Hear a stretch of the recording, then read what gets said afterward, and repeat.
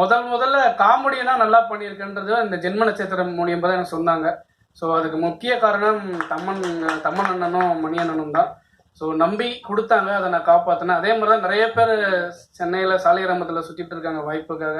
நிறைய இயக்குநர்கள் நம்பி கொடுத்தாங்கன்னா அவங்களுக்கும் ஒரு நல்ல லைஃப் கிடைக்கும்.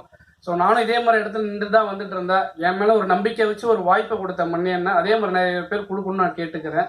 அப்புறம் இங்கே மேடையில் இருக்கிற எல்லாருக்கும் ரொம்ப நன்றி. ஸோ எல்லாரும் பெருசாக வருவாங்க. என்னையே இந்த மீடியா தான் நிறைய விஷயங்கள் சொல்லிட்டு இருக்கீங்க, நல்லா பண்ணிட்டு இருக்கீங்கன்னு. ஸோ கண்டினியூ பண்ணுங்க. ரொம்ப நன்றி. தேங்க்யூ. தேங்க்யூ. அடுத்ததா கேப்டன் ஆஃப் த ஷிப் இரண்டாவது படம் ஃபென்டாஸ்டிக்காக அமைஞ்சிருக்கு நினைக்கும். ரொம்ப ரொம்ப சந்தோஷமா இருக்கு. நம்மளுடைய டைரக்டர் மணி வர்மன் அவர்களை பேச வைக்கிறேன். இறைவனுக்கு நன்றி. ஜென்ம நட்சத்திரம் இன்னைக்கு தேங்க்ஸ் கிவிங் மீட்டிங். எனக்கு ஆக்சுவலி நைட்டு ஒரு 10 o'clock நாசர் சார் ஃபோன் பண்ணார். ஃபோன் பண்ணி நாளைக்கு என்னம்மா எல்லாமே ரெடி பண்ணிட்டியா அப்படின்னு கேட்டார். என்ன சார் ரெடி பண்ணிட்டேங்க? பா நாளைக்கு இது மாதிரி மீட்டிங் இருக்குது, நீ என்ன சொல்கிற அப்படின்னு சொல்லி கேட்டார். சார் எனக்கு தெரியாது சார், இப்போ தான் நீங்கள் சொல்கிறீங்க. இல்லை எனக்கே இப்போ தான் சொன்னாங்க, எல்லாமே கடை நடந்துகிட்ருக்கு, அதனால் நீ எல்லாமே அரேஞ்ச் பண்ணிடு அப்படின்னு சொல்லி சொன்னாங்க. சரின்னு சொல்லி எல்லாருக்குமே ஃபோன் பண்ணி சொல்லிட்டு இருந்தேன். அப்போ சுரேஷ் சந்திரா சார் இவர்கிட்ட சொன்னதாகவும் என்கிட்ட சொன்னாங்க. நான் சுரேஷ் சாருக்கு ஃபோன் பண்ணேன். என்ன சார் இப்படி சொன்னார்? ஆமாம், ராகுல் சார் ஃபோன் பண்ணார். இல்லை எனக்கு இந்த படம் நல்லா போயிட்டுருக்கு, நான் நினச்சதை விட நல்லா வந்துட்டுருக்கு, நீங்கள் யோசிக்கவே வேணாம், மீட்டிங் அரேஞ்ச் பண்ணிடுங்க, நல்லா வரணும் அப்படிங்கிற மாதிரி அவர் சொன்னதாக எனக்கு சொன்னார். உண்மைதான், அது எனக்கு பெரிய சந்தோஷமான விஷயம். இந்த அளவுக்கு இந்த படம் நின்னதுக்கு காரணம் முழுக்க நீங்கள் தான். அதில் எந்த விதமான மாற்று கருத்தும் கிடையாது. ஏன்னா ஃபர்ஸ்ட் டே வெள்ளிக்கிழமை அன்னைக்கு ஷோ அங்கே யாரும் போகலை அப்படின்னா மறுநாள் நான் வீட்டில் தான் உட்காந்துருக்கணும்.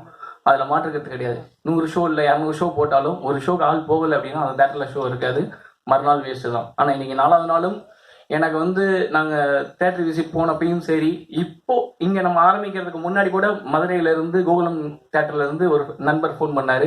ஆனால் 70 பேர் பார்த்துட்டு இருக்கோன்னே, படம் ரொம்ப நல்லா இருக்குது, எல்லாருமே நல்லா என்ஜாய் பண்ணுறாங்க அப்படின்னாங்க. அது எனக்கு மிகப்பெரிய சந்தோஷம். இப்படி நிறைய மேக்ஸிமம் பார்த்தீங்கன்னா மல்டிப்ளெக்ஸில் தான் நான் ரொம்ப எதிர்பார்த்தேன், பெருசாக போகும் அப்படின்னு சொல்லி யோசித்தேன். ஆனால் சிங்கிள் ஸ்க்ரீன்ஸில் ரொம்ப நல்லா போயிட்டுருக்கு படம். அது எனக்கு ஆச்சரியமாக இருந்தது. நாங்கள் போகும்போதுமே சிங்கிள் ஸ்க்ரீன்ஸ் தான் நிறைய விஷயங்கள், ஹவுஸ்ஃபுல்லு, 80% ஆக்குபை அப்படின்ற மாதிரிலாம் இருந்துச்சு. முக்கியமாக சொல்லணும்னா மதுரையில் ரேடியம் சினிமா அந்த ஓனர் ஃபோன் பண்ணி, அந்த மேனேஜர் எனக்கு தெரியும் ஆல்ரெடி, அவர் எனக்கு ஃபோன் பண்ணி மேட்டர் சொல்லிட்டு இருந்தார். திடீர்னு அவர் ஃபோன் பண்ணி அவரே பேசணும்னு சொல்லி பேசினார். ரொம்ப நல்லா இருக்குங்க, கூட 2-3 படம் ஷோவே கேன்சலு, ஆனால் உங்கள் படம் 140 சீட் இப்போ போயிருக்கு, டிக்கெட் போயிருக்கு அப்படின்னு சொல்லி சொன்னார். அதுக்கப்புறம் தான் நாங்கள் முடிவை எடுத்தோம், இல்லை நம்ம போய் ஸ்ட்ரைட்டாக விசிட் பண்ணிடலாம் அப்படின்னு. கேபிள் சங்கர் சார் தான் அந்த ஐடியா கொடுத்தாரு. ரொம்ப நன்றி சார். அதுக்கப்புறம் போனதுக்கப்புறம் ரொம்ப சந்தோஷமாக இருந்தது. ஏன்னா ஏன் சொல்கிறேன்னா, நீங்கள் எந்த அளவுக்கு சப்போர்ட் பண்ணுறீங்களோ அதுதான் மக்கள்கிட்ட போய் சேரும், அதில் மாற்றுக்கிறது கிடையாது.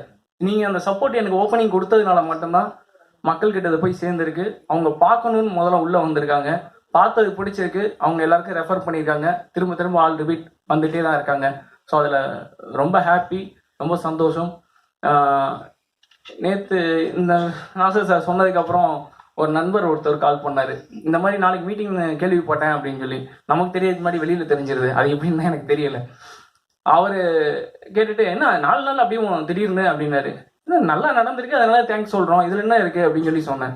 சொன்னோன்னே என்னமோ நீயா சொல்கிற அப்படிங்கிற மாதிரி சொன்னாப்புல. நான் தான்